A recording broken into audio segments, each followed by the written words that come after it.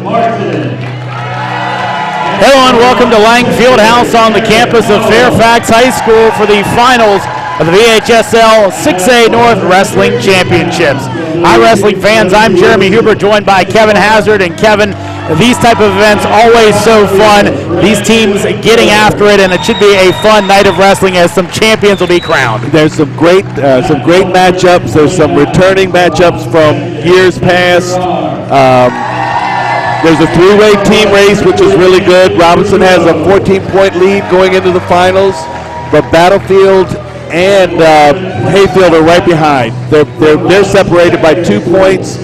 Any one of the three can win this thing, so it's really nice. Should be interesting to see as we move through now. Kevin, one of the things I always think about this round here, these kids have gone ahead, they've clinched spots in the state championship. Unlike some other spots where they may have to wrestle conservatively on seeding, these guys I feel like will be going for it here because, hey, there's a trophy to win, but if I lose, it doesn't really hurt me that much. It's funny though, kids seem to do better. Quarters and semis are usually a better round because they have to win. Yep. You know, if you win in the semis, you don't have to wrestle back. So semis are usually a better round. But there, like I said, there are some really good matchups here. 106, it's a returning state place winner against a freshman. But the Woodson team is a team on the rise. They put 10 in the finals of their districts this year. Robbie has been there for 5 years. He's done a really, really nice job bringing that. They were not a regional powerhouse, but he kind of crept up. And this year they were fourth in their conference last 2 years, won their conference this year. Yeah, and talk about that matchup, Joseph Martin for WT Woodson and Aaron Howell for Robinson. A lot of really good matchups as we move through, folks. We'll kind of highlight them as we go through. A lot of folks ranked in the Allmet Sports rankings, top guys in the state, so should be a really fun night. As you mentioned, though, Robinson kind of the favorites right now to take this thing as they have the most in the finals. Obviously, you know a little bit about that Robinson program. What makes them pretty special? Well, they were not favored coming in. I thought really Battlefield had the team to beat. Robinson had the match to go, the blood round we call it, to go to the state tournament. They won 3 triple overtime matches. They got into 3 overtimes. They won all 3. That put them into the states. They went from 3rd place to winning by 25 points in that round. And that was going, you know, the semifinals and the consolation quarters. That was the round. And they've kind of come back to the pack a little bit in the consolation rounds, but they still have a 14-point lead, and they have 5 in the finals and 3 solid favorites. So it should not, I'm not going to say it. Should be I hate to say it. Should be. It's like we just saw the 2 20-pounders, and those kids have traveled together for 5 years. Yep. Their families are close. They wrestle together at 145. And I know the Robinson kids best because my son's the coach there. But Zach Fight and Tyler have been workout partners all season, all through high school. Should be a very interesting one today. We're going to take a quick break as we bring you this rendition of our National Anthem Wrestling to follow.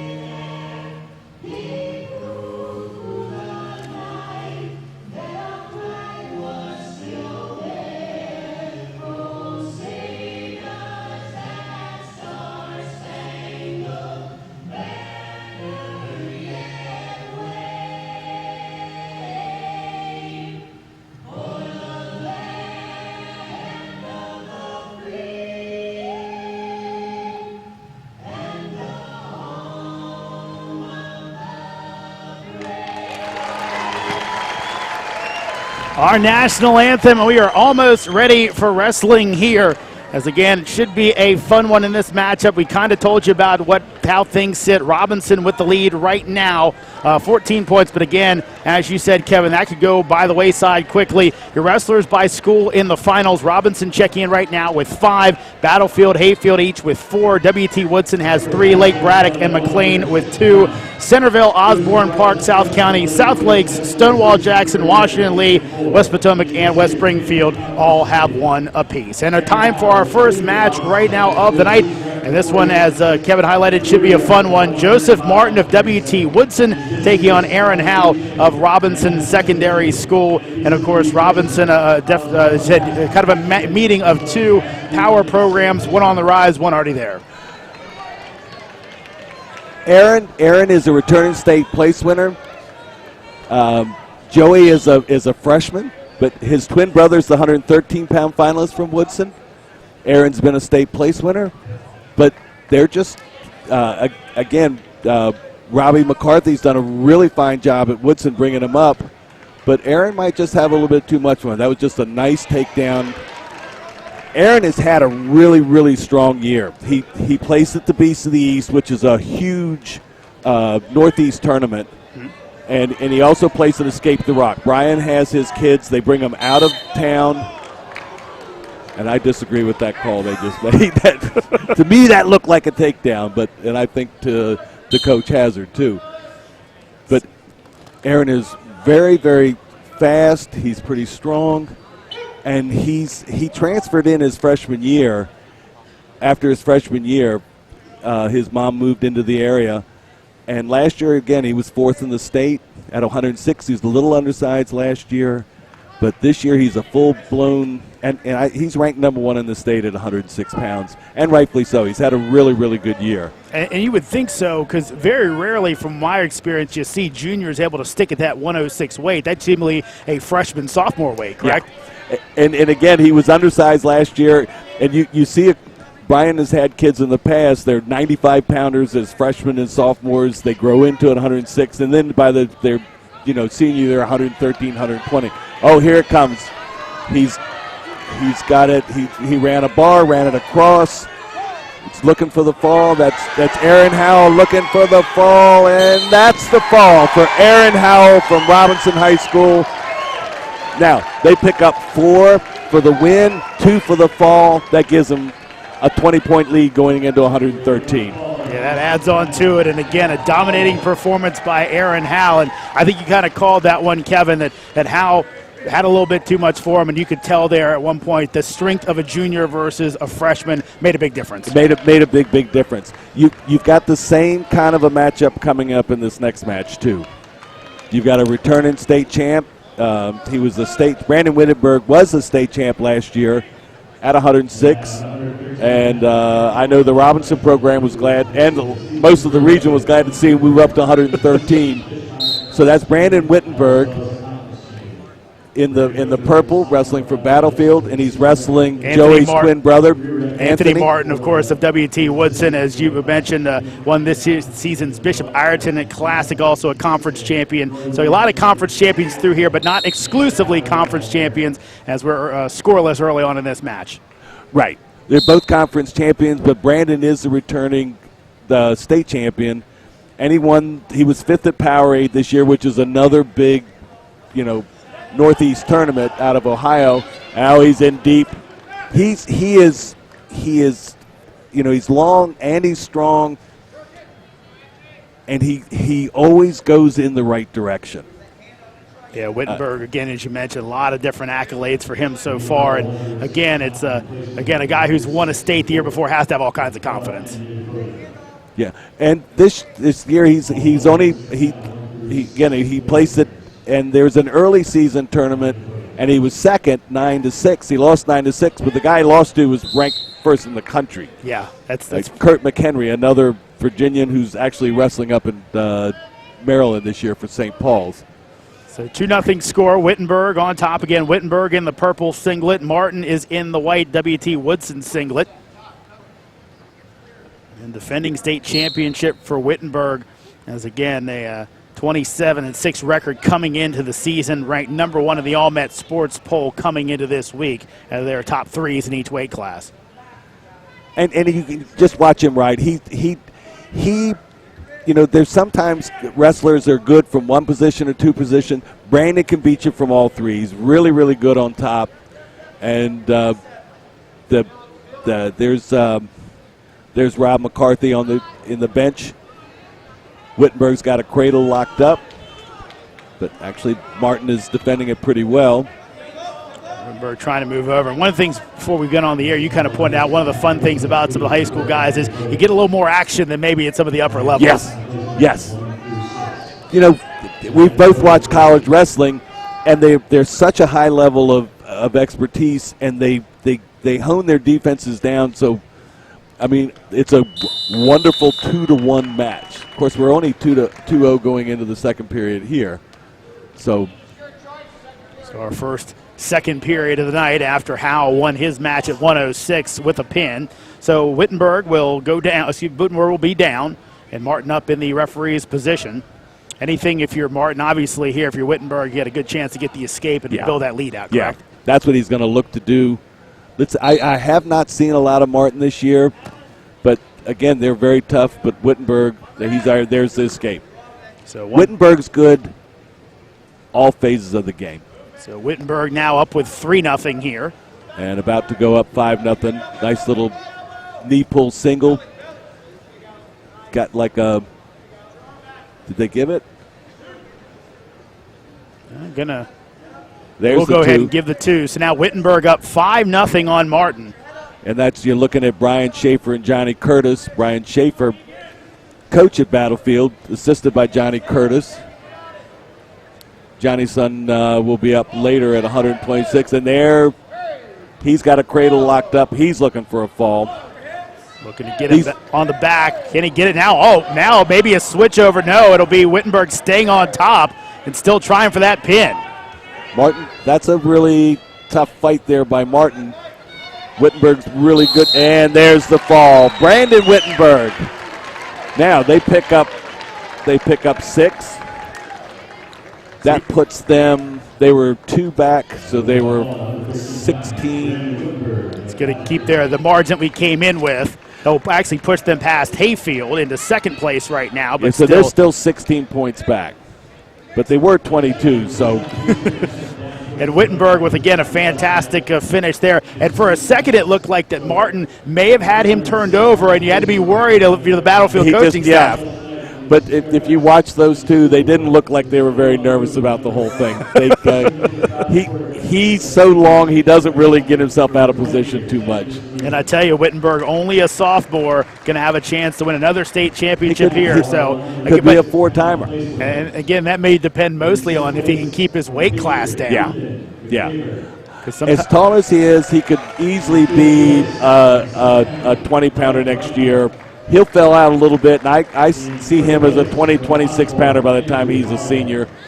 And a lot of, college coaches look for that. They look for the guys that can, stay at 26 for their whole college career.